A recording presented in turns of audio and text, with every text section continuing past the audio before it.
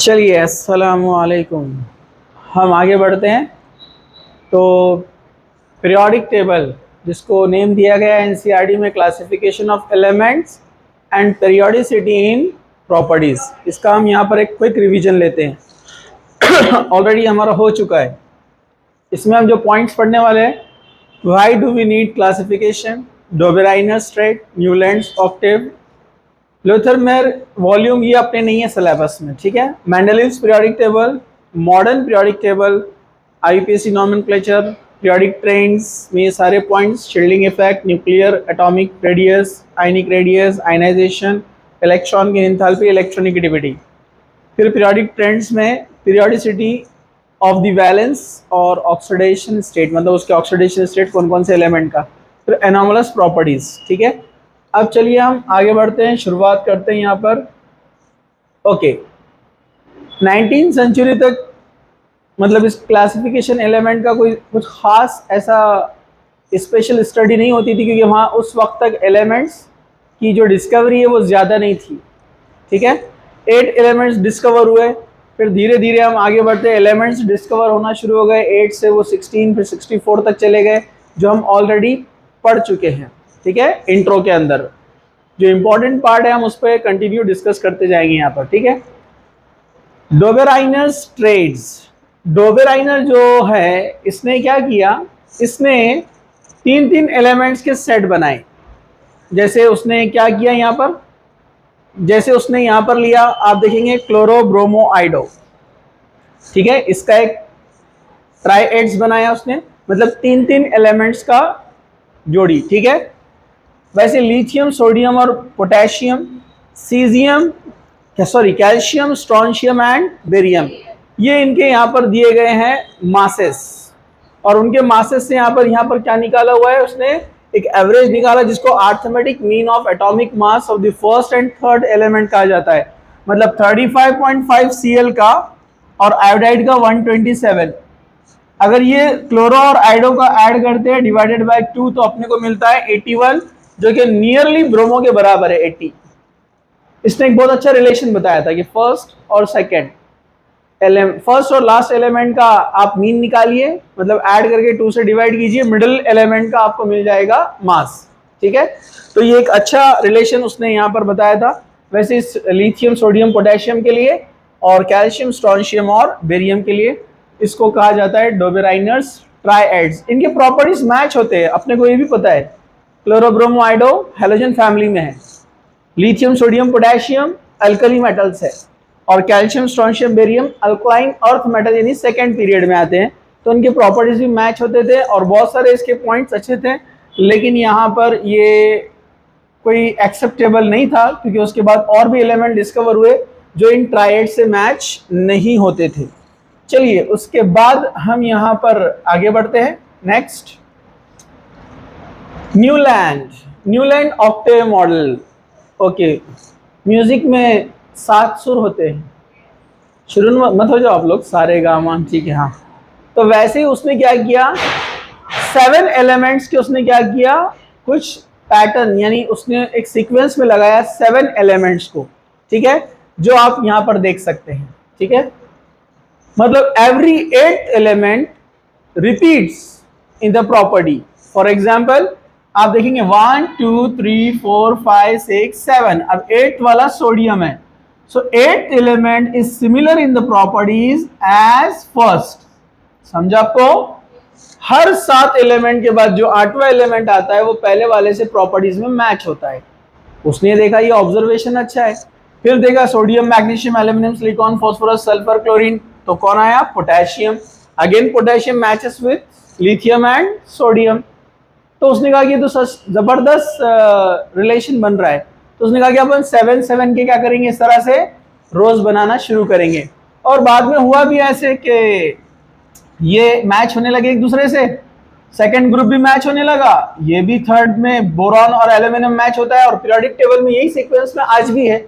लेकिन प्रॉब्लम आया इसके बाद में, जब हम आगे गए स्कैंडियम में, तो स्कैंडियम मैच नहीं होता था थर्ड फैमिली से, थर्ड ग्रुप से, क्योंकि वो डी ब्लॉक एलिमेंट है ना, उसमें डी ऑर्बिटल प्रेजेंट है ना, इनके पास डी ऑर्बिटल नहीं है। तो बाद में इसमें डीमेरिट्स आए, डिफिकल्टीज और कुछ ड्रॉबैक्स। उसके बाद फिर ये मॉडल भी बाद में क्या हो गया है, चला गया, मतलब एक्सेप्टेबल नहीं रहा, लेकिन एक अच्छी कोशिश थी यहाँ पर। ये ल्यूथर मेयर एटॉमिक वॉल्यूम ये अपने को नहीं है यहाँ पर, ये पॉइंट हम आगे जाते हैं। मेंडलीव, मेंडलीव का एक बहुत बड़ा रोल रहा है, एक बड़ा क्लासिफिकेशन एलिमेंट्स को क्लासिफाई करने के लिए, ठीक है। तो इसका क्लासिफिकेशन बहुत अच्छा था, बट ये था on the basis of atomic mass, means elements are arranged in a periodic table according to increase in atomic mass। Atomic mass के इंक्रीजिंग ऑर्डर में इसको रखा गया था। इसका जो पीरियोडिक टेबल था वो कुछ इस तरह से था, जिसको आप यहाँ पर देख सकते हैं। इसमें ग्रुप थे टोटल 8 ग्रुप, 1 2 8 रोमन में, देख रहे हैं आप, ओके।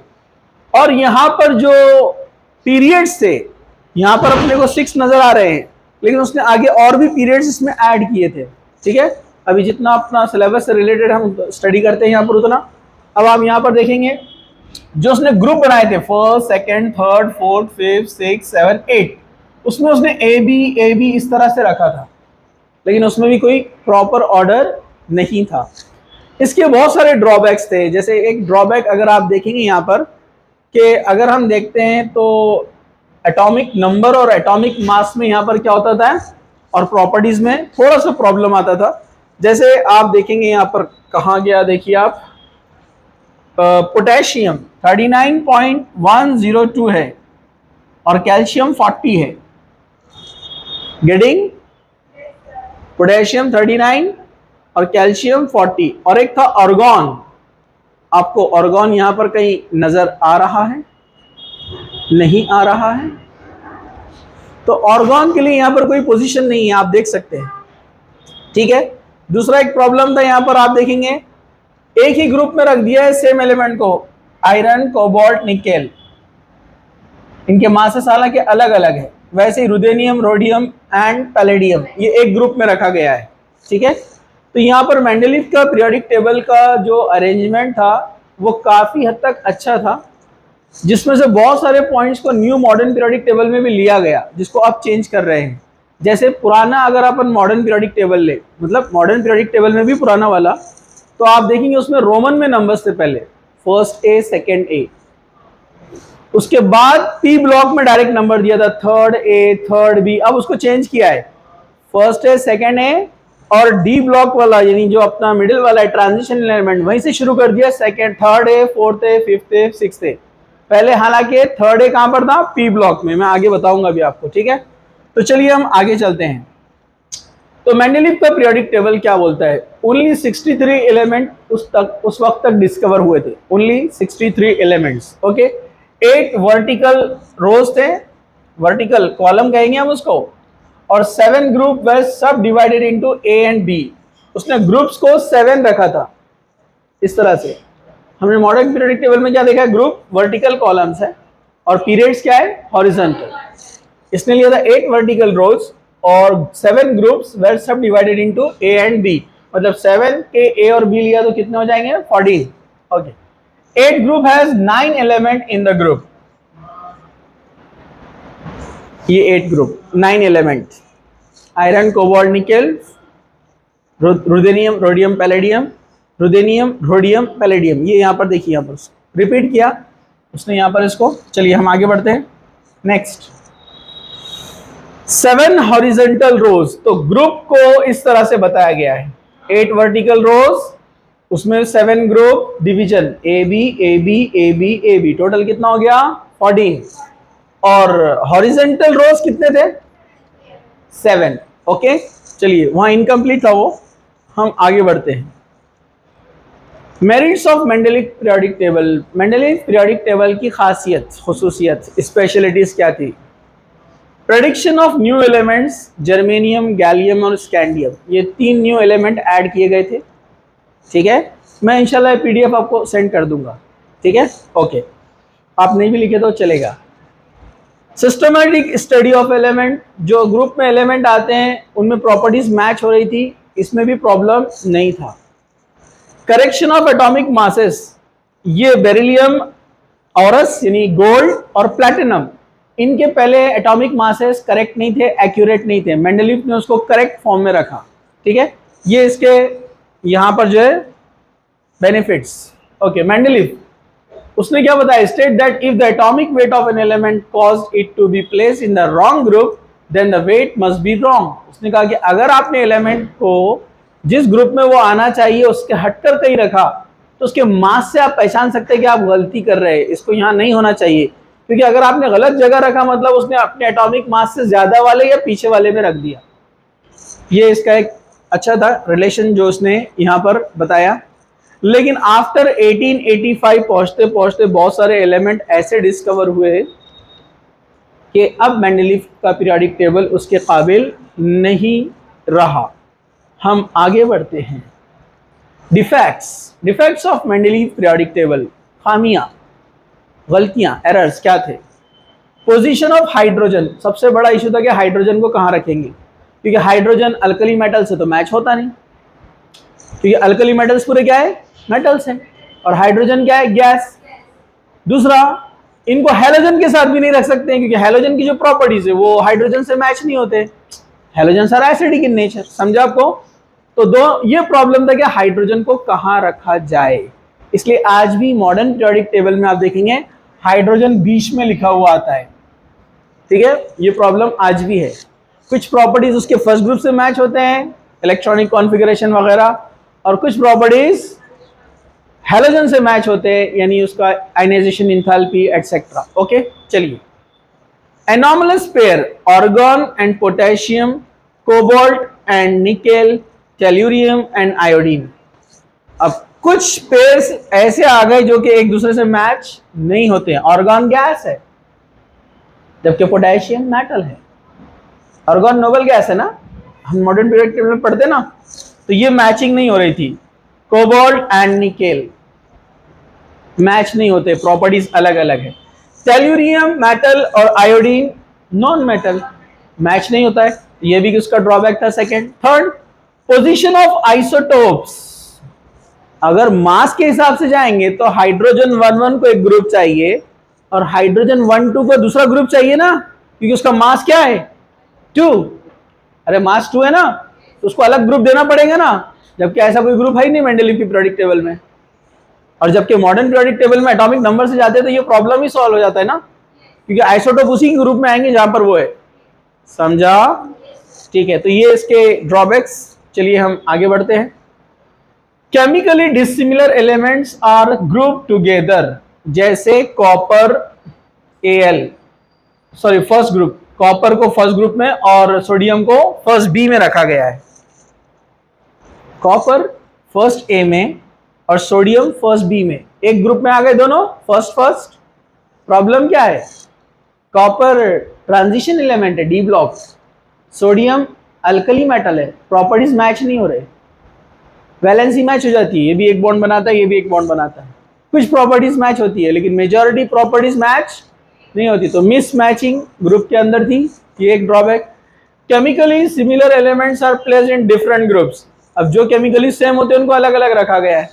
कॉपर और Hg दोनों ट्रांजिशन एलिमेंट है, डी ब्लॉक के मेंबर है और क्लोज है, एक के पास एक आते हैं ना अपने मॉडर्न पीरियोडिक टेबल में, डी ब्लॉक में प्रॉपर्टीज मैच है लेकिन यहाँ पर दूर दूर है, तो ये भी इसका एक ड्रॉबैक था। चलिए हम आगे बढ़ते हैं। तो ये तो बस एक जनरल बात है, आप इसको रीड कर सकते हैं। ठीक है, उसके बाद एक बड़ी डिस्कवरी, एक बड़ा चेंज आया पीरियोडिक टेबल के अंदर, वो लाया किसने, Henry Mauchly. Henry Mauchly actually एक फिजिसिस्ट था, वो केमिस्ट नहीं था, वो फिजिसिस्ट था। वो स्टडी कर रहा था एक्सरे के ऊपर, वो एक्सरे का स्टडी कर रहा था कि अगर किसी मेटल पर एक्सरे मारी जाए तो डिफ्लेक्ट होकर जो वेव आएंगी उसके अंदर जो एंगल तैयार होता है, तो उसके अलग अलग फ्रीक्वेंसीज से वो अलग अलग एंगल तैयार करता है, हर मेटल अलग अलग शो करता है।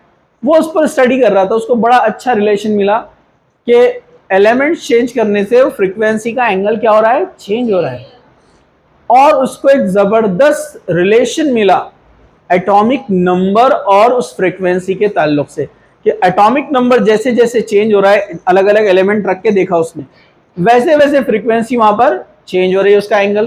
तो उसने ये रिलेशन दिया, ये अपने सिर्फ आपको डायरेक्ट याद कर लेना है इसको, ठीक है। फ्रीक्वेंसी का रूट लिया है, इज इक्वल टू कांस्टेंट है, z एटॉमिक नंबर होता है, ये कांस्टेंट 2 k2 जो है यहाँ पर, ठीक है। आप इसको यहाँ पर देख सकते हैं, k1 and k2 are the constant that depend on the types of line.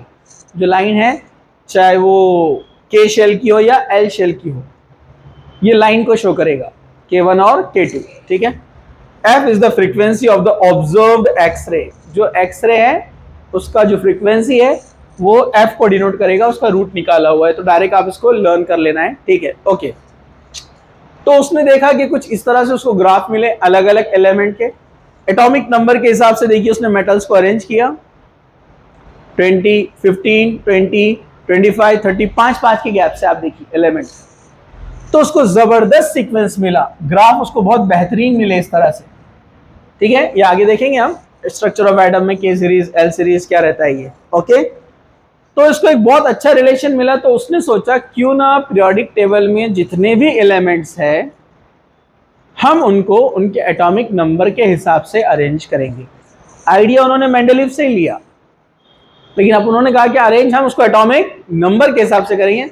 Mendeleev ने एटॉमिक मास के हिसाब से किया था, तो उनका अंदाजा सही बैठ गया और सिस्टमैटिक अरेंजमेंट हो गया। मेंडलीव पीरियोडिक टेबल गया और कौन आ गया अब यहाँ पर, हेनरीज पीरियोडिक टेबल, जिसको कहा जाता है modern periodic table, okay.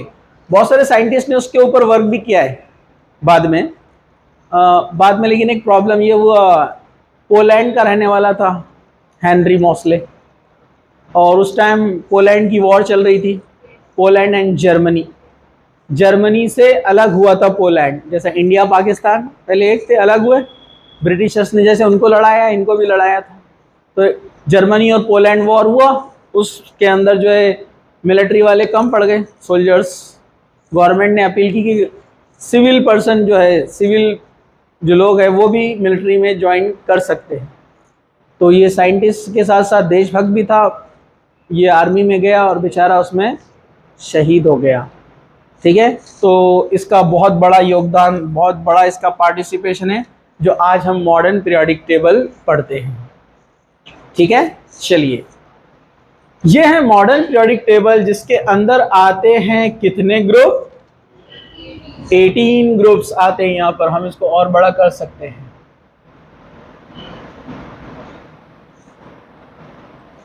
Okay.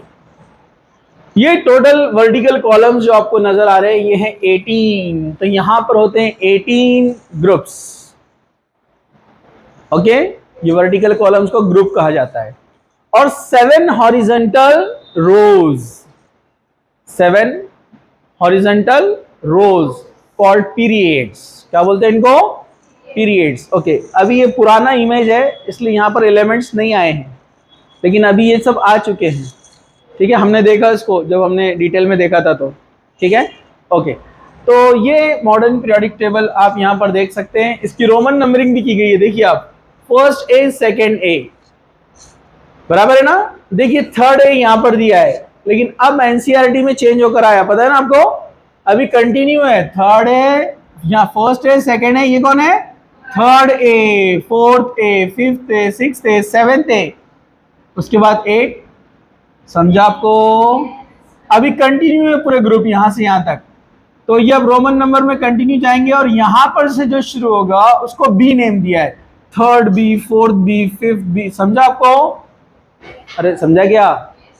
और आईयूपीएसी नंबरिंग में तो कोई प्रॉब्लम ही नहीं है, 1 to 18 डायरेक्ट लिया गया है, ओके। और ये 7 पीरियड्स। चलिए तो हम आगे बढ़ते हैं। तो आप सभी जानते हैं, वैसा मार्किंग किया हुआ है यहाँ पर आप देख सकते हैं, ब्लू वाला जो दिख रहा है फर्स्ट ग्रुप, रोमन में बोलते हैं फर्स्ट ए। ध्यान से सुनो, याद रखो, बाद में रिवीजन करेंगे तो फटाफट हो जाएगा, ठीक है। First A group called alkali metals. क्या बोलते हैं इनको, alkali metal. Alkali Arabic word है, मतलब प्लांट ऐश, प्लांट ऐशेस को कहते हैं अल्कली, क्योंकि जो प्लांट ऐश होता है उसमें खास बात है कि वो एसिड को न्यूट्रलाइज कर सकता है। बाद में इनको नाम दिया गया बेस, लेकिन आज भी स्ट्रॉन्ग बेसेस जो इनको क्या कहते हैं, अल्कली। तो ये अल्कली मतलब प्लांट ऐशेस, ये एसिड को न्यूट्रलाइज कर सकते हैं, इसलिए बेसिक प्रॉपर्टीज होती है, they are the strong bases, ठीक है। इनसे जो तैयार होंगे NaOH QOH आप देखते हैं, ठीक है। सेकेंड ए यानी मॉडर्न पीरियोडिक नंबर में 2 नंबर, सेकेंड पीरियड, ये रेड वाला दिख रहा है आपको, इसको कहते हैं अल्कलाइन अर्थ मेटल।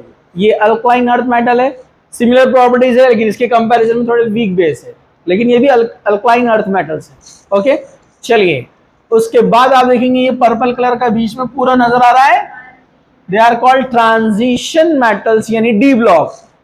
अल्कली और अल्कलाइन कौन है? एस ब्लॉक, और ट्रांजिशन कौन है? D block. ट्रांजिशन एलिमेंट्स को ट्रांजिशन एलिमेंट क्यों बोलते हैं? Because they are in between S block and P block, and intermediate middle one called transition. Stage A से कोई स्टेज बी में जा रहा है तो बीच वाली स्टेज को क्या बोलते हैं? Transition state. समझा आपको? समझा? जैसे आइस है और गैस है तो पानी क्या हो गया? Transition state. समझा आपको? ठीक है, तो इनको ट्रांजिशन एलिमेंट्स कहते हैं क्योंकि इनके प्रॉपर्टीज ग्रेजुअल चेंज होते हैं। मतलब एस ब्लॉक मेटल्स है ना, और इधर वाले पी ब्लॉक कौन है? Non metals. तो यहां से इधर जाएंगे तो आप मेटेलिक प्रॉपर्टीज धीरे धीरे धीरे कम होती जाती है। फिर इधर से आप देखेंगे मेटल से फिर मेटेलॉइड्स, मेटेलॉइड से फिर नॉन मेटल, इस तरफ। तो प्रॉपर्टीज ग्रेजुअल चेंज होती है from S block to P block, इसलिए इनको ट्रांजिशन मेटल्स कहा जाता है। यहीं से निकाले गए हैं, ये आपको दिख रहे हैं यहाँ पर मैजेंटा कलर में, इनको बोलते हैं एफ ब्लॉक एलिमेंट, या इनको कहते हैं इनर ट्रांजिशन। क्या बोलते हैं इनको? ट्रांजिशन के अंदर से निकाला है इसलिए क्या बोलते हैं इनको? Inner transition elements. Inner transition elements inner transition elements में ये जो पहला वाला है लैंथेनाइट सीरीज, ये इसका एड्रेस एक्चुअली यहां पर है लैंथेनम के साथ। मतलब लैंथेनम 57, ये 58, 71 तक। 71 के बाद हैफनियम आता है 72, दिखा आपको? ठीक है, इसका मतलब ये पूरे 14 एलिमेंट्स और ये 15 एलिमेंट्स की जगह यही है। ये बेचारे यही 20/30 के प्लॉट में पूरी फैमिली रहती है। अरे सर, अब बच्चे बड़े हो गए, जगह नहीं थी तो उन्होंने फिर इधर प्लॉट लिए, लेकिन उनका घर इधर ही था असल में। अरे समझा गया? अरे समझा गया? सेम हुआ यहाँ पर एक्टिनाइट फैमिली का, ये एक्टिनियम और ये 14 एलिमेंट, इनका पोजीशन एक्चुअली यही है, लेकिन उसको अलग से यहाँ पर हम शो करते हैं। आप बोलेंगे इसको आगे क्यों नहीं रखे, लैंथेनम के आगे सीरियम को यहाँ क्यों नहीं रखे? मैच नहीं होता है प्रॉपर्टीज, ये ग्रुप से उसकी प्रॉपर्टी मैच नहीं होती है, इसलिए उनको अलग से रखा गया है। सबकी प्रॉपर्टीज इसी से मैच होती है, इससे मैच नहीं होती, पीछे वाले से मैच नहीं होती, इसलिए उसको हटा नहीं सकते वहां से, इसलिए अलग से उनको एक ग्रुप नीचे बनाकर दे दिया है, ब्लॉक, एफ ब्लॉक एलिमेंट। इनके नाम कैसे से हैं? सिंपल से, एस ब्लॉक मतलब last electron inter into S orbital, D block last electron इंटर्स into D orbital, P block last electron इंटर्स into P block, same F block के लिए। चलिए हम आगे बढ़ते हैं। इसका गाना मैंने आपको बताया था, याद है सबको? वो गाना याद रखने का शॉर्टकट, ठीक है? ओके, हम आगे बढ़ते हैं। ओके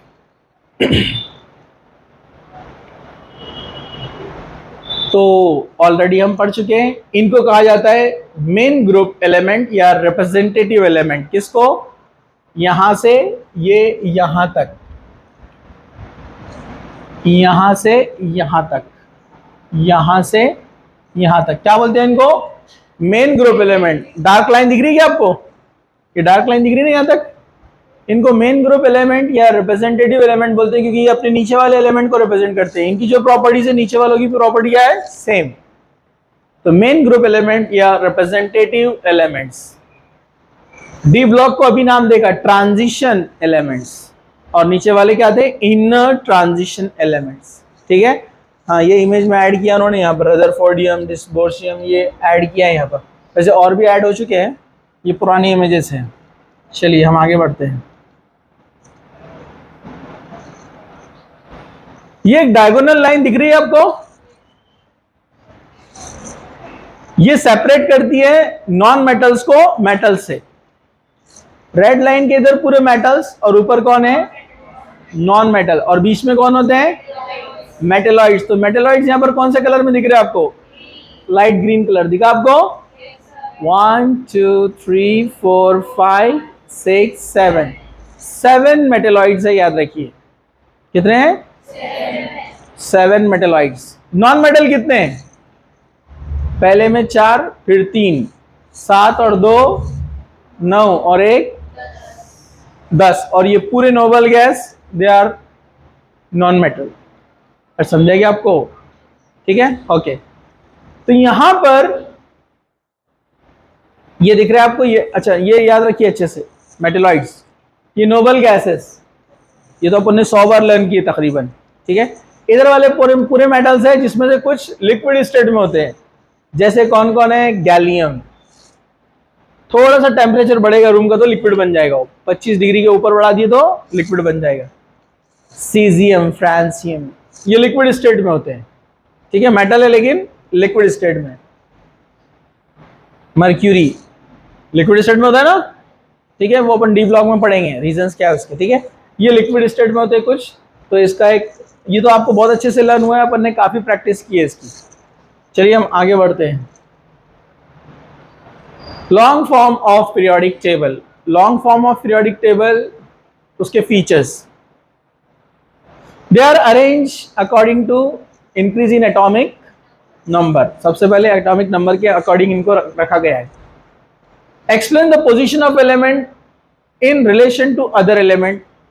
ऐसा उनको अरेंज किया है कि बाजू वाले से उसका प्रॉपर्टी क्या हो रहा है? रिलेशन में कुछ ना कुछ, और ऊपर से नीचे जाएंगे तो प्रॉपर्टीज क्या होते हैं? Similar, top to bottom. ठीक है, consist of groups and periods.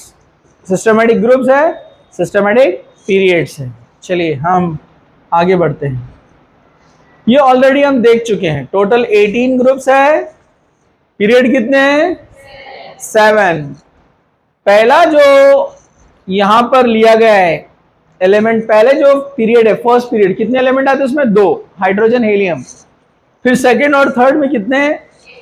8, लीबे, बकनो, फने, नामगल, सीपसल, अर। याद है आपको? उसके बाद 18 18 32 और उसके बाद 32 है। यहां पर उन्होंने अभी, ये पुराना वाला है इमेज, तो 2 8 8 18 18 32 32। समझा आपको? चलिए हम आगे बढ़ते हैं। ब्लॉक ऑलरेडी मैं एक्सप्लेन कर चुका हूं, S block, P block, D block, F block. S block जो एलिमेंट्स है एस ब्लॉक, तो हम देख लेते हैं। एस ब्लॉक एलिमेंट आप 100 साल से पढ़ रहे हैं। Okay, S block element first group 1, first group, ये हाइड्रोजन को डिस्प्यूटेड है लेकिन अभी यहां लिख देते हैं हम। लीना की रब से फरियाद, शॉर्टकट था ना अपना, लीना की रब से फरियाद। और सेकंड ग्रुप कौन है? बेटा मांगे कार स्कूटर, बाप राजी। ओके, ठीक है। तो ये फर्स्ट ग्रुप वालों का जनरल इलेक्ट्रॉनिक कॉन्फ़िगरेशन क्या है? NS2। और इनका क्या है? सॉरी, NS1 ना, NS1 और ये NS2। जैसे आप लिथियम ले लीजिए, एटॉमिक नंबर कितना है? 3, 1s2 2s1, लास्ट में कितना है? 2s1 लिथियम के लिए। बेरिलियम का एटॉमिक नंबर कितना है? 4, 1s2 2s2, लास्ट में कितना है? 2। तो लास्ट शेल में इसके जो इलेक्ट्रॉन है वो कितने हैं? 2, और इसके कितने हैं? 1। याद रहेगा? कुछ मुश्किल? नो मुश्किल। उसको कहते हैं अल्कली मेटल्स। ये पूरे अल्कली मेटल्स है, हम ऑलरेडी देख चुके हैं। और ये पूरे कौन है? Alkaline earth metals. चलिए हम आगे बढ़ते हैं। कहाँ थे? यहां थे। P block element, P block elements में कॉन्फ़िगरेशन है NH2 NP126। तो चलो देखते हैं। ये भी हम अच्छे से लर्न कर चुके हैं, आपको मालूम होगा। हाँ, ग्रुप क्या था यहाँ पर? 13, 14, 15, 16, 17, 18, यानी जीरो ग्रुप। याद है आपको? हाँ, यहाँ पर क्या अपन ने ये भी लर्न किया है सॉन्ग इसका, याद है क्या आपको? क्या था इसका सॉन्ग, बोलिए? बागिट। कौन था ये?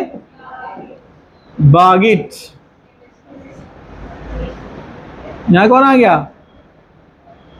इंडियम ना? गैलियम, इंडियम, नहीं नहीं, थैलियम, थैलियम। इसके बाद 14 ग्रुप में कौन है?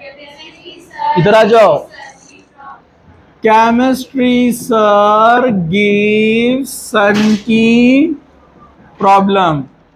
इधर 15 ग्रुप, नहीं पसंद ऐसा सब भाई। ये नेट पे बहुत सारे दिए गए, आप इसको देख सकते हैं, ठीक है। ओके, 16 ग्रुप, ओए स्टाइल से तेल पॉलिश।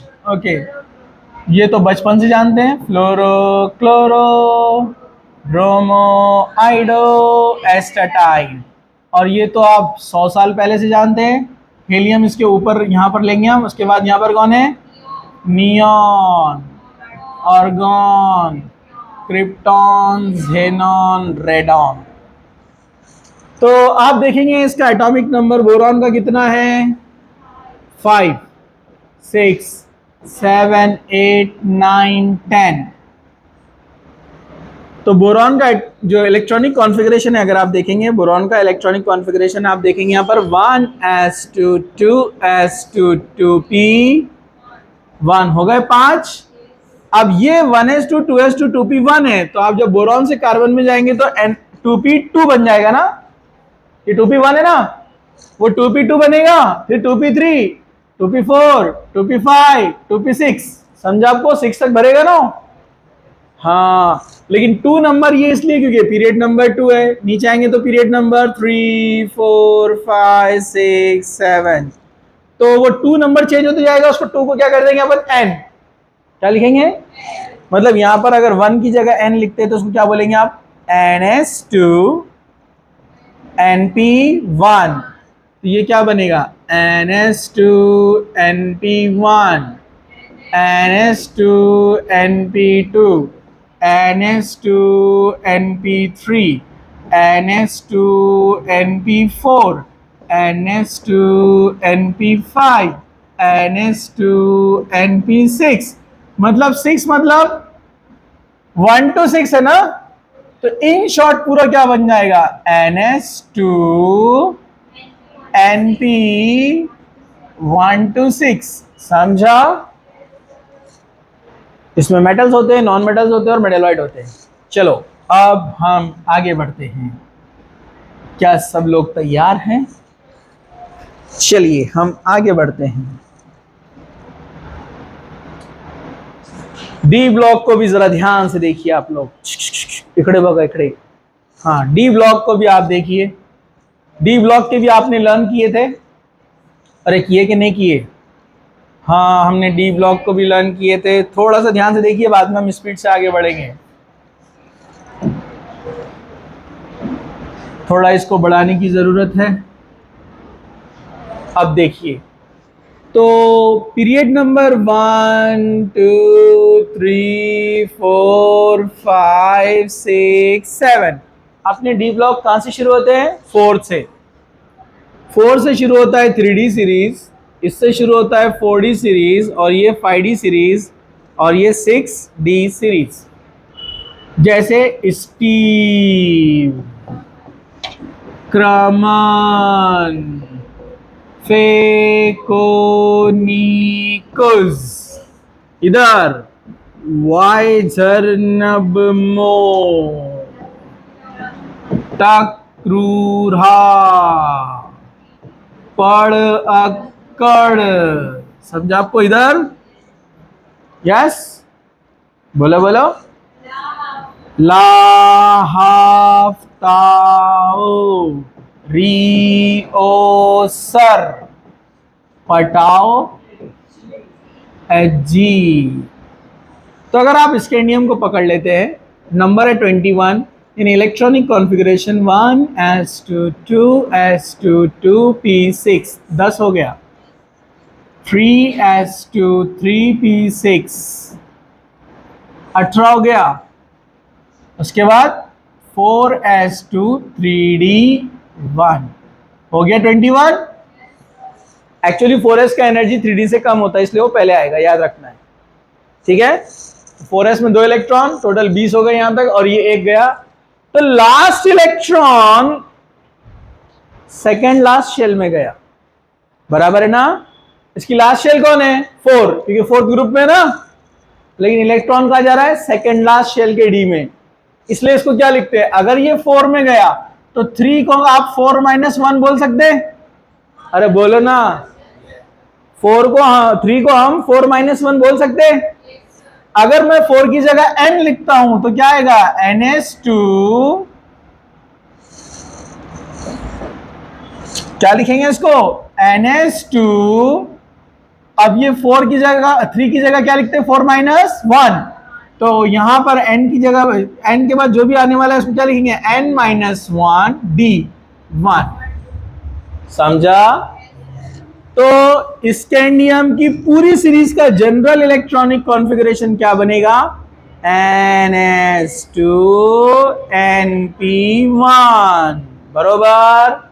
लेकिन यहां जाएंगे तो np2 np3 np4, ये गलत लिखा ना हमने, अरे गलत लिखा ना, n - 1 d1, तो d की कैपेसिटी कितनी है, 10, तो अभी तो एक ही आया ना।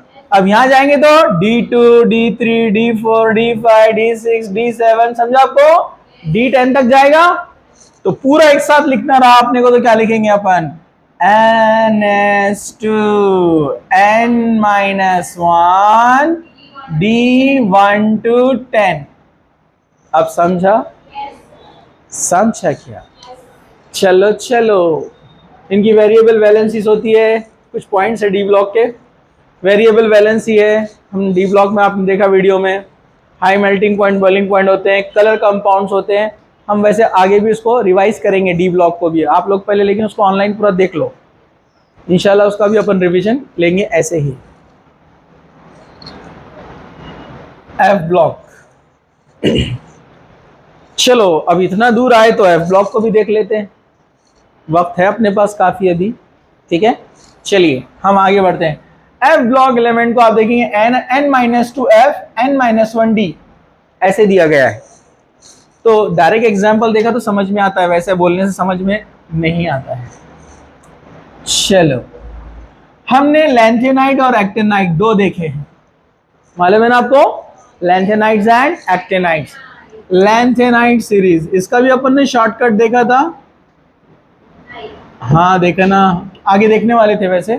चलो, ला से पर ला से पर नद पम सम ई गढ़ तबड़ी हु अर तम यबलू। ला से पर नद पम सम ई गढ़ तबड़ी हु अर तम यबलू। ला से लू तक लालू। अरे समझा क्या, ये आपको गाना याद करना है। उसके बाद एक्टिनाइट सीरीज, एक्टिनाइट सीरीज अस्थपाओ नप्पू आम काम बक कफ ईस फाम मदनूलूर। अस्थपाओ नप्पू अमकम बक्कफ इस्फम मदनूलूर। मजनू नहीं, मदनू, मदरू मदनू, ठीक है।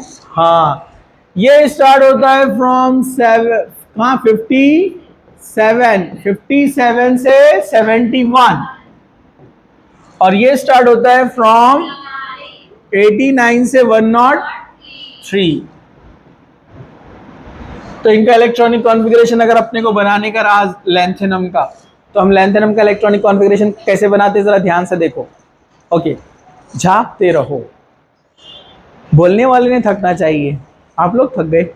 हाँ, जरा ध्यान से देखिए। लैंथेनम का इलेक्ट्रॉनिक कॉन्फ़िगरेशन लिखने के लिए अपने को एक नोबल गैस एलिमेंट यूज करना पड़ेगा शॉर्ट वे बनाने के लिए। वो कौन है बोलो? ज़ेनॉन। ज़ेनॉन कितना रहता है? 54। 57 में से 54 गए, बचे कितने? 3। ये 3 में से एनर्जी लेवल थोड़ा अलग है। मतलब इसमें पहले इलेक्ट्रॉन जाते हैं, ये कौन है? 6s में जाते हैं 2, 5d में जाता है 1, और 4f में होता है 0। इसलिए लैंथेनम f ब्लॉक एलिमेंट नहीं है, क्योंकि उसके f में इलेक्ट्रॉन ही नहीं है ना। हाँ, सीरियम को अपन देखेंगे तो सीरियम क्या बनने वाला है? 58। तो क्या बनाएगा वो? ज़ेनॉन। 6s2 5d1 4f1। समझा आपको? तो यहां पर आप देखेंगे इसका लास्ट शेल 6 है, ये 6 पीरियड में होता है, मैंने बताया ना अभी आपको, और ये वाला 7 पीरियड में होता है। तो इसका लास्ट शेल कौन है? 6, मतलब ns2। और इसका सेकेंड लास्ट कौन है? 5d। अरे भाई 5d को हम 6 - 1 लिख सकते हैं। तो अगर ये n रहा तो इसको क्या लिखेंगे? n - 1 d1। ये 4 है, हम 4 को 6 - 2 लिख सकते हैं। अरे 4 को 6 - 2 लिख सकते हैं क्या? तो अगर ये n है तो यहां क्या लिखना पड़ेगा? n - 2 f1 बराबर है। अरे समझा क्या? अगर ये n है तो ये n - 1 और ये n - 2, जैसे 6 5 4, एक कम दो कम, एक कम दो कम। अब f में इलेक्ट्रॉन बढ़ते जाएंगे, 4f1 4f2 4f3 4f4। इसमें एक्सेप्शन भी है, वो बाद में देखेंगे। समझा क्या? तो जनरल इलेक्ट्रॉनिक कॉन्फ़िगरेशन इसलिए क्या बनता है? n - 2 f। अब ये 4f है ना, तो अब सिर्फ f लिखना पड़ेगा ना, ये 4 तो नहीं है ना वो। अरे भाई समझा क्या? 6 को अपन क्या लिख सकते हैं? 4 को क्या लिख सकते हैं? 6 - 2। अरे समझा क्या? तो ये n - 2 f 1 to 14, n - 1 d। हाँ, इसमें थोड़ा एक्सेप्शन आते हैं, इसलिए इसको 0 to 1 बोलते हैं, ठीक है। और ns2। ये general electronic configuration lanthanides and actinides का। समझा? चलो आगे बढ़ते हैं। हाँ, क्या बोले? बाद में पूछ लो, ठीक है, चलेगा। हाँ, हम आगे बढ़ते हैं। यहां तक आ गए थे,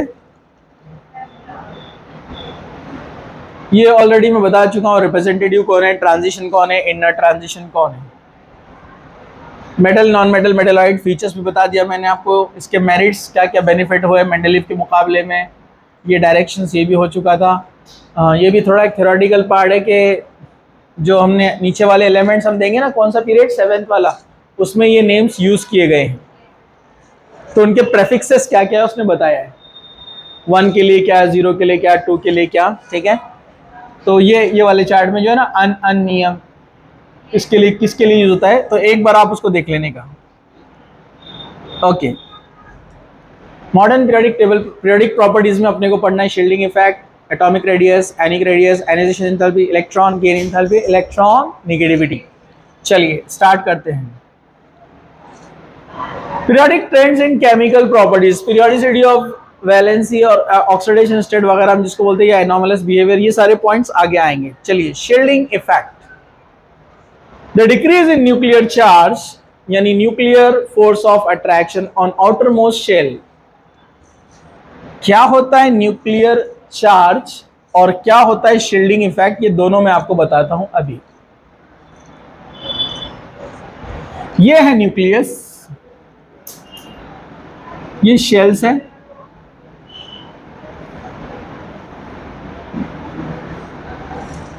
ओके। जो आउटर इलेक्ट्रॉन्स होते हैं इनमें होता है रिपल्शन, और न्यूक्लियस में और इलेक्ट्रॉन में क्या होता है, अट्रैक्शन। यहां पर एक फोर्स काम कर रहा है, इसको बोलते हैं हम अट्रैक्टिव फोर्सेस, यानी यहां अट्रैक्शन हो रहा है, जबकि यहां पर क्या हो रहा है, इलेक्ट्रॉन इलेक्ट्रॉन में रिपल्सिव फोर्सेस यानी रिपल्शन हो रहा है। इन दोनों में कंपटीशन चलता है। अगर इलेक्ट्रॉन्स नियर वाले शेल्स के करीब है, नियर वाले शेल्स में है, करीब है अगर न्यूक्लियस से, तो वहां पर अट्रैक्शन डोमिनेंट होता है न्यूक्लियस का, ठीक है, अट्रैक्शन डोमिनेंट और रिपल्शन मिनिमाइज, जिससे ऑर्बिटल नजदीक आती है, श्रिंक होती है। इसको कहा जाता है नो शील्डिंग इफेक्ट। क्या बोलते हैं इसको, नो शील्डिंग इफेक्ट। तो नो शील्डिंग इफेक्ट कब है, when attractive forces dominate over repulsive forces, तो वहां पर होता है no shielding effect. Shielding effect को स्क्रीनिंग इफेक्ट भी कहते हैं। लेकिन अगर इलेक्ट्रॉन दूर है, इलेक्ट्रॉन दूर है तो वहां रिपल्शन ज्यादा होता है और न्यूक्लियस से अट्रैक्शन कम होता है, तो इलेक्ट्रॉन की ज्यादा चलती है, आपस में एक्सपांड होते हैं, एक्सपांड होने से ऑर्बिटल का साइज बढ़ेगा, साइज बढ़ेगा तो इलेक्ट्रॉन दूर जाएंगे, वो अपने आप को प्रोटेक्ट कर रहे हैं, न्यूक्लियस से अपने आप को बचा रहे हैं, उसको बोलते हैं शील्डिंग इफेक्ट। क्या बोलते हैं उसको, तो अगर वो दूर जाएंगे तो ये फैलेगा, शील्डिंग इफेक्ट में दूर जाते, ये है शील्डिंग इफेक्ट, आप याद रखिए। और ये न्यूक्लियर चार्ज के ऊपर डिपेंड करता है। आउटसाइड में जितने ज्यादा इलेक्ट्रॉन रहेंगे ना और नजदीक रहेंगे तो नो शील्डिंग इफेक्ट, साइज कम होते जाता है, लेकिन दूर रहेंगे तो शील्डिंग इफेक्ट से वो दूर जाएंगे। जनरली शील्डिंग इफेक्ट होता है डी में और एफ में, हाइयर वालों में, लोअर वालों में नो शील्डिंग इफेक्ट होता है। चलो हम आगे बढ़ते हैं। हाँ आगे बढ़ते हैं। Shielding effect and effective nuclear charge, ये जेड स्टार या ZEFF, जेफ शॉर्ट में, इनको बोलते हैं effective nuclear charge. Effective nuclear charge को कैसे निकालते हैं, is equal to atomic number, यानी एक्चुअली ये नंबर ऑफ प्रोटॉन या इलेक्ट्रॉन बताता है, minus sigma. What is sigma, sigma is shielding constant और स्क्रीनिंग कांस्टेंट। मतलब अगर आपको ये निकालना है इफेक्टिव न्यूक्लियर चार्ज, तो उसके लिए पहले आपको निकालना पड़ेगा शील्डिंग कांस्टेंट। उसके लिए एक टेक्निक है, एक फॉर्मूला है जिससे आप उसको निकाल सकते हैं। वो कैसे, मैं आपको बताता हूँ। वैसे PDF आपको मिल जाएंगी, ये वैल्यूज उसके लिए आपको याद रखना है।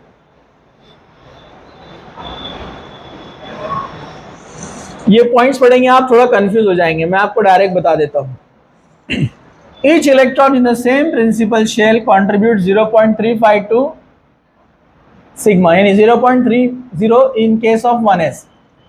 सिर्फ हाइड्रोजन के केस में वैल्यू रहेंगी शील्डिंग कांस्टेंट की 0.30, बाकी के S और P में जो इलेक्ट्रॉन्स आते हैं, एक एक इलेक्ट्रॉन का वैल्यू, वो वैल्यू रहने वाला है 0.35। कितना रहेगा, मैं एग्जांपल दूंगा भी आपको, ठीक है। ओके, D में जाते हैं आप 0.85 हो जाएगा, ठीक है। N-1 मतलब D, अभी देखा ना अपन ने, N-1 मतलब D, उसके लिए वैल्यू क्या है 0.85। ओके, अभी थोड़ा आगे बढ़ते हैं, मैं डायरेक्ट आपको एग्जाम्पल बताता हूँ, आसानी से समझ में आ जाएगा। ये आप पढ़ लेना बाद में, ये एग्जाम्पल है, वो ये जो मैंने बोला है। यहां पर देखिए उसने फ्लोरीन का निकाला है effective nuclear charge. Fluorine atomic number 9, atomic number 9, electronic configuration 1s2 2s2 2p5, 1s में 2 इलेक्ट्रॉन, 2s में 2 इलेक्ट्रॉन, 2p में 5 इलेक्ट्रॉन। अब अपने को इसका इफेक्टिव न्यूक्लियर चार्ज निकालना है इस एलिमेंट का। ओके, 1s के शेल सबसे अलग है, उसको अलग हटा दो, ये इसको हम ऐसे डिवाइड करेंगे। ओके, 2s और 2p में टोटल इलेक्ट्रॉन कितने हैं? 7 है ना, लास्ट वाले को छोड़ दो, कितने हुए? 6। तो ये देखो 6 लिया उसने और 6 को उसने मल्टीप्लाई किया है कितने से? 0.35। तो मैंने बताया ना एस और पी के लिए वैल्यू क्या लेना है? 0.35 इज इक्वल टू आंसर दिया उसने 2.10। आप सॉल्व करके देख सकते हैं, ठीक है, बाद में। उसके बाद फर्स्ट वाले इलेक्ट्रॉन कितने हैं? 2। उसका वैल्यू आपको याद रखना है 0.85। 1.70 आंसर आया इसका। दोनों को ऐड कर दिए तो कितना आएगा? 3.80। ओके, Z यानी एटॉमिक नंबर कितना है? 9। बराबर है। अपना फॉर्मूला है Z effective is equal to Z minus constant. Z कितना है? 9 माइनस ये कितना है अपना? 3.80। आंसर आएगा 5.20 और प्रैक्टिकली मिलता है 5.9 समथिंग। तो नियरली आंसर सेम आता है, तकरीबन सेम आएगा, ठीक है। तो आप दूसरे एलिमेंट का भी करके देख सकते हैं। नहीं समझा वीडियो बाद में आप रिवाइज कर सकते हैं, या इसको भी डायरेक्ट पढ़ लिया तो समझ में आ जाएगा। जनरली देखा जाएगा तो पीरियोडिक टेबल में हम लेफ्ट टू राइट जाते हैं तो सिर्फ कितने का इंक्रीमेंट होता है यहाँ पर? 0.65। हर जगह 0.65 का इंटरवल है। तो पहला वाला याद रख लो, आप बाकी का निकाल सकते हैं अगर डायरेक्ट फॉर्मूले से भी करना रहा या डायरेक्ट भी निकालना रहा तो, ठीक है। 1.3 से हर बार 0.65 ऐड करते जाएंगे आप। ये प्रैक्टिकल वैल्यूज है। चलिए हम आगे बढ़ते हैं। ये भी इसका भी ग्रुप का दिया हुआ है, ये भी आप चेक कर सकते हैं फॉर्मूले के हिसाब से। एटॉमिक रेडियस देखिए, metallic radius is the half of the experimentally determined distance between the nuclei of the nearest neighboring in the solid। हाँ, एक होता है मेटालिक रेडियस और एक होता है कोवेलेंट रेडियस। मैंने आपको 100 साल पहले बताया था मेटल के अंदर क्या होता है, एटम्स अरेंज होते हैं ऐसे। तो अगर हमको मेटल का रेडियस निकालना है तो क्या करना पड़ता है? एक मेटल का सेंटर यानी न्यूक्लियस, दूसरे मेटल का सेंटर न्यूक्लियस, इन दोनों का हम डिस्टेंस निकालते हैं और उसका हाफ कर देते हैं तो वो अपने को मिल जाता है मेटालिक रेडियस। समझा? The covalent radius of a non-metallic element, half of the experimentally determined distance between the nuclei of the nearest neighboring in the solid। किसी भी सॉलिड में जैसे आयोडीन लेते हैं अपन, आयोडीन I2, तो आयोडीन एटम दूसरा iodine atom, इन दोनों के न्यूक्लियस का डिस्टेंस निकाला जाता है और इसको हाफ किया जाता है। समझा को? सिमिलर है, इसमें कोवेलेंट बॉन्ड होता है इसलिए कोवेलेंट रेडियस बोलेंगे, इसमें मेटालिक बॉन्ड है इसलिए इसको मेटालिक रेडियस बोलेंगे। The anic radius of the element is related to the distance between the nuclei of the neighboring cation and anion। ये थोड़ा डिफिकल्ट होता है। जैसे फॉर एग्जांपल मैं बोलता हूँ NaCl, तो NaCl में प्रॉब्लम क्या है? Na का साइज बड़ा है और Cl is smaller in size. अब आप यहाँ पर दोनों का डिस्टेंस निकाल कर इसको हाफ नहीं कर सकते क्योंकि दोनों अलग अलग है ना, तो इसके लिए जुगाड़ करना पड़ता है। क्या करना पड़ता है? जुगाड़। वो जुगाड़ कैसे करते हैं पता है आपको? सोडियम मेटल का रेडियस निकालना पड़ता है, यानी Na2 होता नहीं है, मतलब आप सोडियम मेटल में जाएंगे और दो सोडियम के बीच का डिस्टेंस निकालेंगे, समझा? और उसका क्या करेंगे? हाफ। बोलो ना, आप सोडियम का क्या निकालेंगे? डिस्टेंस दो न्यूक्लियस के बीच में, उसका करेंगे हाफ। फिर आप क्लोरीन के अंदर जाएंगे क्योंकि उसके सिमिलर वाले दो एटम्स रहेंगे ना, उसको क्या करेंगे? हाफ। इसका हाफ और इसका हाफ आप दोनों को जोड़ेंगे तो उससे रेडियस निकलता है टोटल। समझा? समझा? No problem. या फॉर एग्जाम्पल उसने आपको इसका डिस्टेंस दे दिया टोटल और बोला सोडियम का निकालो, और उसने फॉर एग्जाम्पल क्लोरीन का आपको दिया हुआ है, तो आप इसमें से इसको माइनस करके निकाल सकते हैं। हाँ, लॉजिकल है, सिंपल सी बात है। हाँ, थोड़ा हम स्पीड से जा रहे हैं वक्त की नज़ाकत को देखते हुए। यही जो उसके एग्जाम्पल है, देखिए कोवेलेंट रेडियस, सोडियम का 157 निकाला है, सोडियम का यहाँ पर 186 है, ठीक है। मेटालिक रेडियस है और ये कोवेलेंट रेडियस है, metallic radius and covalent radius. Ionic radius मतलब आयनिक फॉर्म में Na+ एंड Cl-, ठीक है, ओके। आप देख सकते हैं न्यूट्रल सोडियम कितना है 186, जबकि Na+ कितना है 99। क्यों? क्योंकि सोडियम जो अपने इलेक्ट्रॉन लॉस करेगा तो साइज कम होगा ना, इलेक्ट्रॉन लॉस करने के बाद उसकी लास्ट शेल खत्म हो गई ना, अब नीचे वाली शेल से काउंट करेंगे ना सेंटर को, तो डिस्टेंस क्या हो जाएगा कम, रेडियस क्या आएगा कम। चला पुढे जायचं, हमको आगे जाना है।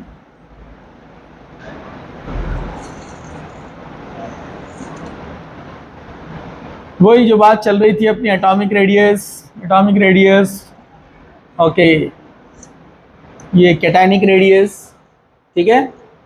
न्यूट्रल सोडियम से कैटायन क्या रहता है कम, और एनायन वाला क्या होता है ज्यादा। मेटल में तो नहीं बनेंगे, नॉन मेटल में बनेंगे एनायन, ठीक है, ओके।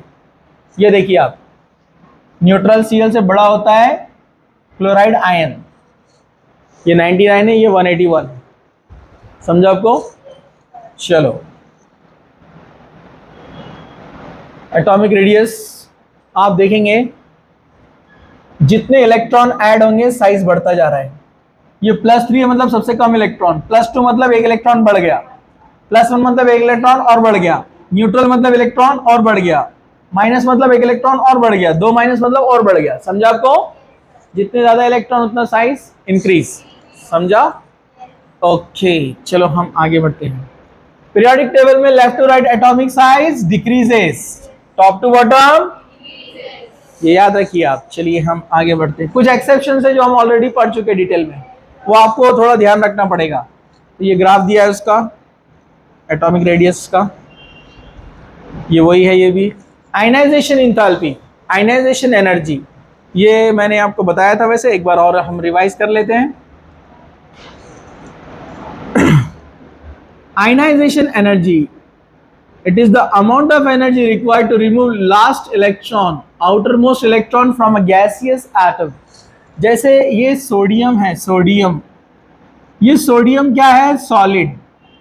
अगर सोडियम सॉलिड को आप गर्म करते तो वो बन जाता है सोडियम गैस, इसको बोलते हैं हीट ऑफ सब्लिमेशन। क्या बोलते हैं इसको, हीट ऑफ सब्लिमेशन, जो कि सॉलिड को गैस बनाती है।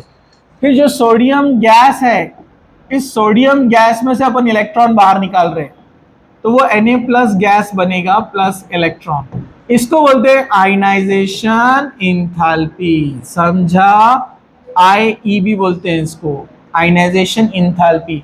मतलब एक गैसियस मेटल में से एक मोल गैसियस एटम में से 1 मोल इलेक्ट्रॉन बाहर निकालेंगे तो 1 मोल Na+ आयन गैसियस बनेगा, उसको बोलते हैं आयनाइजेशन इंथैल्पी, जो लगाना पड़ी अपने को, समझा, ओके। तो डेफिनेटली पीरियोडिक टेबल में left to right atomic size decreases, तो जितना छोटा रहेगा वो न्यूक्लियस से इलेक्ट्रॉन नजदीक है, उसको निकालना डिफिकल्ट है ना, यहां से निकालना आसान है, इसलिए यहां आयनाइजेशन एनर्जी क्या होती है कम होती है, और इधर आयनाइजेशन एनर्जी ज्यादा होती है, सिंपल सी बात है।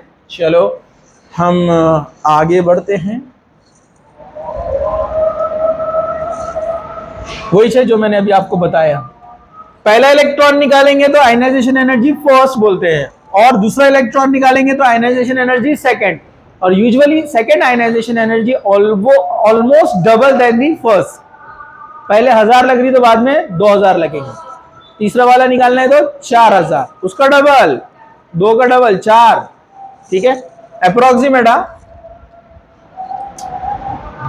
ये वही बात है जो अपन ने करे अभी,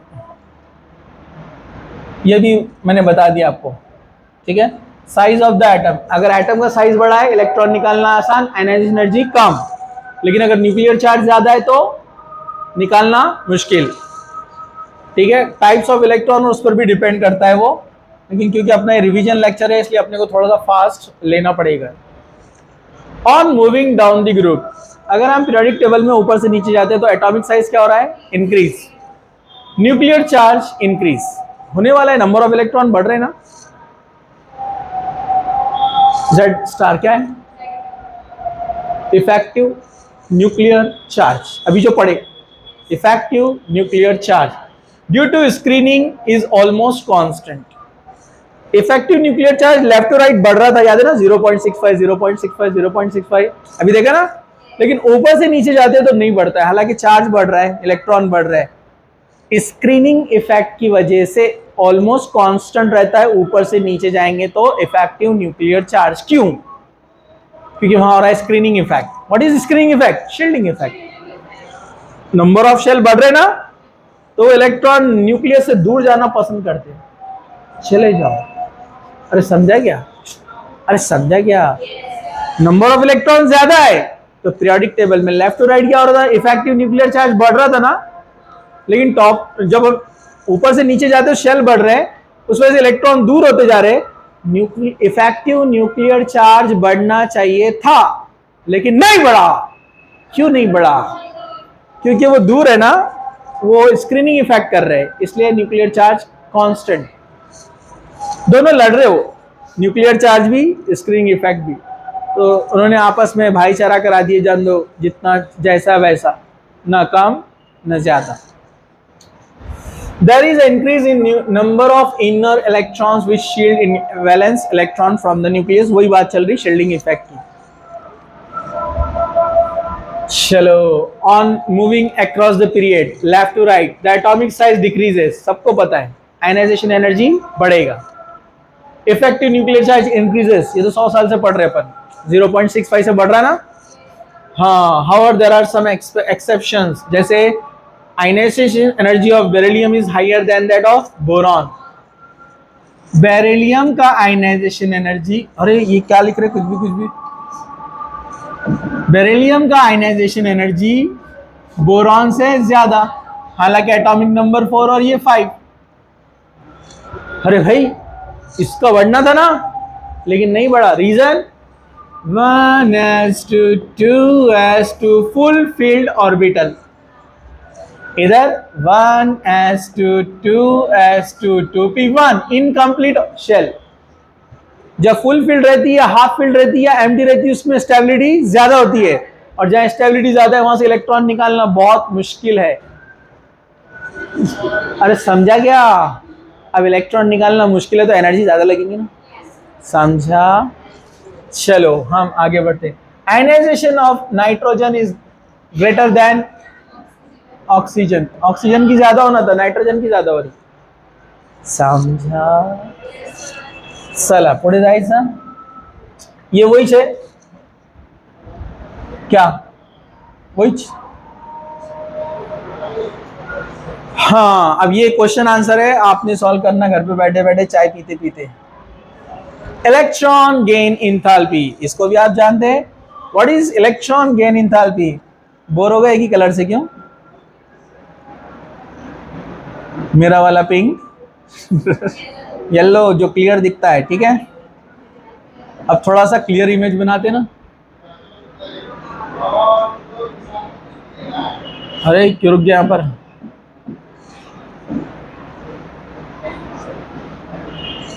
ओके, ये न्यूक्लियस है अपना, ये बाहर इलेक्ट्रॉन है, और एक नया इलेक्ट्रॉन मेहमान बन के अंदर आना चाहता है। जब ये इलेक्ट्रॉन अंदर आता है तो एनर्जी बाहर जाती है, समझा? क्योंकि कभी भी बाहर वाले इलेक्ट्रॉन का एनर्जी अंदर वाले इलेक्ट्रॉन से हमेशा क्या होता है? ज्यादा। क्योंकि जब वो न्यूक्लियस से आकर अट्रैक्ट होता है ना, तो उसकी एनर्जी लूज होती है। फ्री इलेक्ट्रॉन की एनर्जी हमेशा ज्यादा है बाइंडेड इलेक्ट्रॉन के कंपैरिजन में। जब वो अंदर आएगा तो एनर्जी बाहर जाएगी। ये तो अपन 100 साल से पढ़ रहे ना। कोई भी दो स्पेशीज या इलेक्ट्रॉन या एटम्स, मॉलिक्यूल्स, कोई भी जब नजदीक आते हैं एनर्जी बाहर निकलता है। तो ये एनर्जी को ही बोलते हैं हम electron gain enthalpy, amount of energy release when an electron is added to gaseous neutral atom. किसी भी गैसियस न्यूट्रल एटम में इलेक्ट्रॉन जब ऐड होता है तो वो बन जाता है, वो बाहर निकलने वाली एनर्जी क्या होती है? Electron gain enthalpy. जैसे यहां पर बताया कि x ने इलेक्ट्रॉन लिया और क्या बन गया? x minus. समझा? कुछ मुश्किल? नो मुश्किल। अब ये एलिमेंट पे डिपेंड है, ये हमेशा एक्सोथर्मिक रहता है, नहीं एंडोथर्मिक भी हो सकता है वो ओवरऑल रिएक्शन अगर देखा जाए तो, वो मैंने ऑलरेडी आपको बता दिया था इन डिटेल। ओके, अब ये डिपेंड करता है कि किसमें इलेक्ट्रॉन ऐड हो रहा है, उसके अंदर कैपेसिटी कितनी है। जैसे कैसे, जैसे हम सोचते हैं कि फ्लोरो से ज्यादा, फ्लोरो की ज्यादा होना चाहिए, फिर क्लोरो की, फिर ब्रोमो की, फिर आइडो की, क्योंकि इलेक्ट्रोनिगेटिविटी इसका 4, इसका 3.1, इसका 2.8 और इसका 2.6, तो जिसकी निगेटिविटी ज्यादा है उसने फटाक से इलेक्ट्रॉन खींचने का ना, लेकिन ऐसा होता नहीं, बल्कि होता कैसा है, क्लोरो फ्लोरो ब्रोमो आइडो, फ्लोरो बीच में आ गया क्योंकि उसकी निगेटिविटी तो है लेकिन उसके पास जगह नहीं है ना, दिल बहुत बड़ा है बेचारे का, घर में जगह ही नहीं है, बाहर चबूतरे पे बिठा कर चाय पिलाएंगे और भिजा देंगे। अरे समझा क्या, तो बेचारे के पास प्रॉब्लम क्या है, जगह नहीं है, दिल बहुत बड़ा है, इसलिए लेना चाहता है लेकिन ले नहीं सकता है, इसलिए एनर्जी बाहर ज्यादा नहीं निकलेंगी, समझा? ठीक है। आयरन जगह बहुत है, लेकिन कैसे पूछता हो, आते क्या, आओ ना, नहीं आते, अच्छा ठीक है जान दो, तुम बिजी लोग है, कहा आते हो, अरे समझा क्या आपको, अरे समझा, दिल बेचारे का छोटा है, जगह बहुत है, समझा? चलो, factors affecting electron gain enthalpy, मैं चाहता हूं कि आप इसको पढ़ ले पॉइंट को, मैं इसको ऑलरेडी अच्छे से आपको एक्सप्लेन कर चुका हूं, क्या आप चाहते हैं मैं बताऊं, टाइम लेकिन जाएगा, बता दूं? ठीक है, देख लो।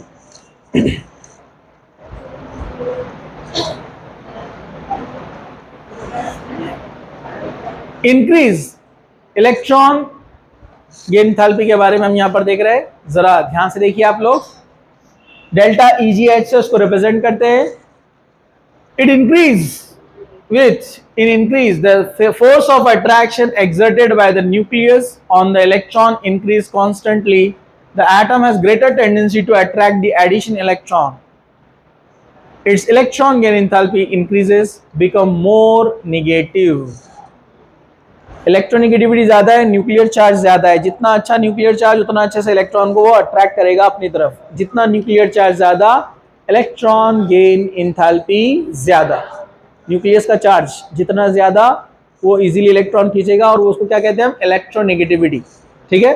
तो इलेक्ट्रोनेगेटिविटी ज्यादा, EN वैल्यू ज्यादा, बोलो बोलो, इलेक्ट्रोनेगेटिविटी ज्यादा, इलेक्ट्रॉन गेन एंथैल्पी ज्यादा।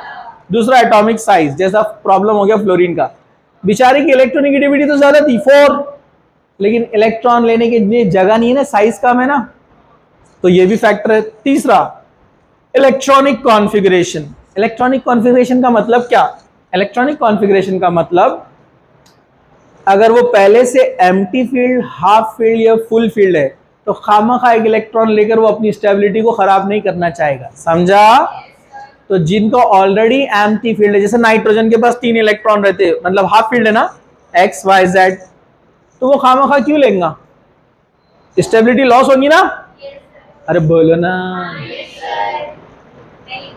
हाँ कार्बन फटाक से ले सकता है, ठीक है आपको, ठीक है बोलो ना, इसलिए वो नहीं लेगा। तो ये भी इंपॉर्टेंट है, इलेक्ट्रॉनिक कॉन्फ़िगरेशन क्या है, जैसे हैलोजन के पास 5 रहते, जोड़ी जोड़ी और एक खाली रहता है, ठीक है आपको, एक और एक जोड़ी आ गई तो फुल हो जाएगा ना, तो वो आसानी से इलेक्ट्रॉन ले सकता है, इसलिए उनकी इलेक्ट्रॉन गेन एंथैल्पी ज्यादा है, क्योंकि लेने के बाद स्टेबल बन जाते, इलेक्ट्रोनेगेटिविटी भी है, समझा? ओके, चलो हम आगे बढ़ते हैं, क्या सब लोग तैयार हैं? फैक्टर्स अफेक्टिंग नोबल गैस है प्रैक्टिकली 0, क्योंकि ऑक्टेट कंप्लीट है, इलेक्ट्रॉन की जरूरत नहीं है। हैलोजन की हाई है, अभी बोला मैंने, ये अभी ये, हाँ अरे अभी बोला ना, हाँ चलो, नहीं आप लोगों को याद नहीं आता है। इन पीरियड मतलब left to right, the electron gain enthalpy increases because more negative as move, left to right जाते हैं तो निगेटिविटी ज्यादा, तो इलेक्ट्रॉन गेन एंथैल्पी ज्यादा, लेकिन वो फैक्टर्स याद रखने का, साइज, इलेक्ट्रॉनिक कॉन्फ़िगरेशन, वो अपनी जगह बराबर है, और ग्रुप में सेम, टॉप टू बॉटम जाएंगे तो क्या होती है? डिक्रीज। क्यों डिक्रीज? न्यूक्लियस से दूर है ना, इलेक्ट्रॉन बाहर, जितने शेल्स बढ़ जा रहे तो अंदर आना मुश्किल है ना। हाँ, जो लोग सो रहे हैं वो जाग जाएं, और जो जाग रहे हैं वो खड़े हो जाए और बाहर चले जाए। अरे इधर देखो जरा ध्यान से। हाँ हाँ, तो हम आगे बढ़ते हैं। फर्स्ट, इलेक्ट्रॉन एफिनिटीज, मतलब इलेक्ट्रॉन गेन इंथैल्पीज। तो ये आपको थोड़ा सा बस देखना है तो आप देख सकते हो, उसको बाद में मैं आपको ये दे दूंगा। इलेक्ट्रोनेगेटिविटी, टेंडेंसी ऑफ एलिमेंट और molecule to attract the shared pair of electron. Shared pair, bonded electron को जो अपनी तरफ ज्यादा खींचता है उसको क्या बोलते हैं? इलेक्ट्रोनेगेटिविटी। और इलेक्ट्रोनेगेटिविटी वैल्यूज अपन ने बहुत सारे लर्न भी किए, 14 एलिमेंट्स तो लर्न कर लिए अपन ने, जो जरूरी है और आपको लर्न करना भी चाहिए। चलिए हम आगे बढ़ते हैं।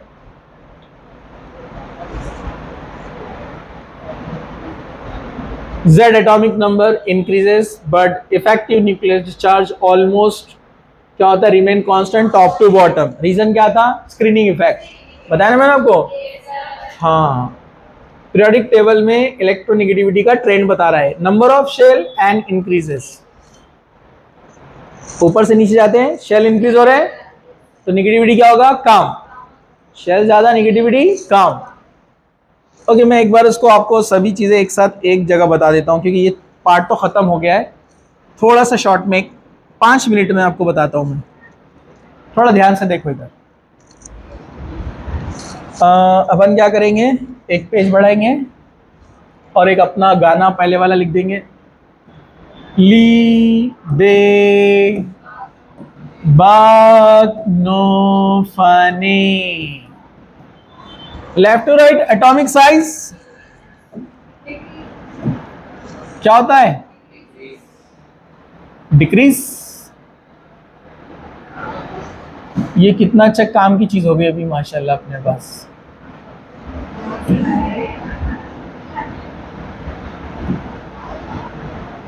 आदमी बन गया ये। Slightly increase, okay. और टॉप टू बॉटम इंक्रीजेस। ये तो गली का बच्चा जानता है। Lithium sodium. तो आपको ये याद रखना है, लेफ्ट टू राइट जो जनरल ट्रेंड्स है, जनरल ऑर्डर्स है। मैं बात कर रहा हूं पहले इलेक्ट्रोनेगेटिविटी की। Left to right increases, top to bottom decreases. उसके बाद electron ionization enthalpy, left to right increases. मुश्किल है ना निकालना लास्ट वाले को?